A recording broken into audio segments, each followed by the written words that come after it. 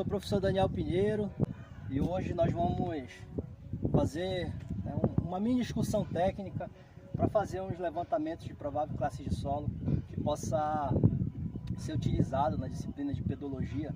E aqui nessa área, é uma área que a gente, aqui especificamente nesse loteamento, nós encontramos muito a classe de solo da ordem dos plintossolos. Então, a principal característica que o plintossolo vai apresentar logo de primeira e que a gente pode observar é a presença de mosqueados. O que seriam mosqueados? Seria essa mistura de cores mais neutras no fundo com uns tons mais avermelhados, mais vermelho, amarelos, que é típico do processo que ocorre na formação desse solo, que é o processo de laterização, né?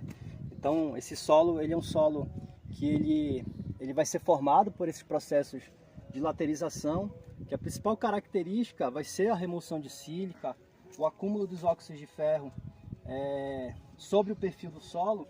E quando ocorre um ambiente muito úmido, esses óxidos de ferro eles vão sofrer o processo de oxirredução. O que seria o processo de oxirredução? Seriam processos geoquímicos, né? Processos biogeoquímicos, na verdade, que vão ocorrer. Quando esse solo está sobre um ambiente climático muito úmido, o ferro passa de ferro mais 3, na forma oxidada, que estaria presente nos minerais, para a forma solúvel de ferro mais 2. Então, esses ciclos de umedecimento e secagem que ocorreram, né, e eu estou falando não no tempo atual, estou falando em uma escala geológica, em mudanças climáticas que foram ocorrendo ao longo do processo de formação da Terra, e também o remodelamento aqui do relevo, esses processos de oxirredução, eles vão formando essa característica, como eu falei anteriormente, né, de um solo, pode aproximar mais um pouco daí, de um solo que eu tenho um matiz mais neutro, devido, né, à perda do ferro. O ferro que estaria na forma ferro 3+, ele se torna solúvel, passa para ferro 2+, e por difusão vai ocorrendo o transporte, né, devido a essa solubilidade do ferro. Isso ocorre em período úmido. No período seco, esse ferro ele passa agora para o estado oxidado, de ferro mais 2 para ferro mais 3, e vai acumulando, mostrando essas pontuações avermelhadas.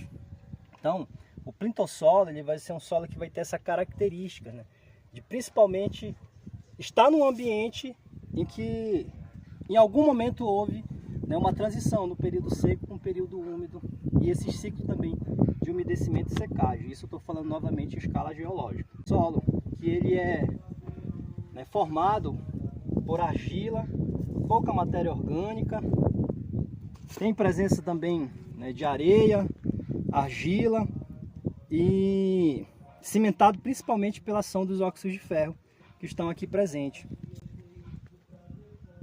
Então, uma das limitações que esse solo vai apresentar, né, é uma drenagem mais lenta, né? Uma drenagem lenta, uma capacidade maior de retenção de água, né? Então acumula mais água.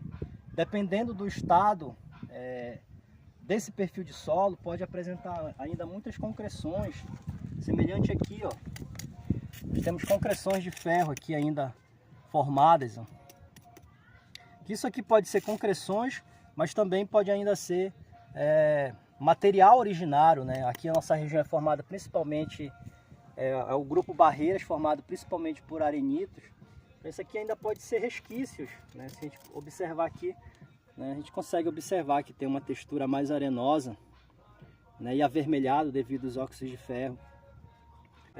Quanto a esse perfil específico, como trata-se aqui de um loteamento, a gente observa, pode aproximar aqui, Aldair? A gente observa que durante a construção aqui do loteamento, né, esse material foi arrastado e foi depositado. Então a gente consegue observar, né, que há uma descontinuidade do material do horizonte C aqui. Houve uma remoção do horizonte A original desse perfil do solo. Observar aqui, ó, ainda existe muito plástico, né, material aqui que foi trazido e depositado aqui. Provavelmente essa camada mais fina aqui, a gente consegue observar aqui, né, que tem uma certa descontinuidade. De repente aqui poderia ser a parte do horizonte A original, né? Esse solo aqui ele vai apresentar um horizonte, né, superficial, o A, que no caso foi removido. Esse aqui não é o horizonte A original dele, Foi um material depositado, a gênese está acontecendo novamente aí, certo? Aptidão agrícola desse solo. Tá? Esse solo, como eu falei para vocês, ele tem uma limitação principalmente para drenagem. Dependendo da quantidade de concreções que existe aqui, ele pode também dificultar o enraizamento para plantas perenes ou espécies florestais. Então esse solo ele vai ter uma aptidão principalmente para gramíneas, principalmente gramíneas forrageiras, né? Então esses solos aqui, principalmente aqui em Capanema, a gente vai observar esses solos principalmente sendo utilizados para o cultivo de gramíneas para atender a alimentação animal, né? Aqui é um detalhe, ó, daí vem aproximando aqui, ó. Se a gente observar aqui, ó, existem uns poros, ó, daí, que são os canais de um ninho de formiga, ó. Então a gente sempre precisa lembrar, né, que a fauna do solo ela vai atuar como espécies de engenheiros, construindo galerias, aumentando a porosidade desse solo, devido à ação, né, que nós chamamos de bioperturbação. Então essas galerias aqui, ó, é do ninho provável que existe aqui. Tá? E é isso, esse solo aqui eu particularmente eu acho ele um solo muito bonito devido a essa mistura de cores, né? Mostrando aí um mosqueado ou um variegado que existe, né, em todo o perfil do solo. É um solo profundo, né? Nesse caso aqui ele é bastante profundo, a gente está aqui com 1 metro, desde a superfície até onde nós conseguimos cavar está com 1,80 m, um solo bastante profundo. Se a gente continuasse cavando aqui, a profundidade ainda ia ser maior. Ok? Então esse aqui seria o nosso plintossolo.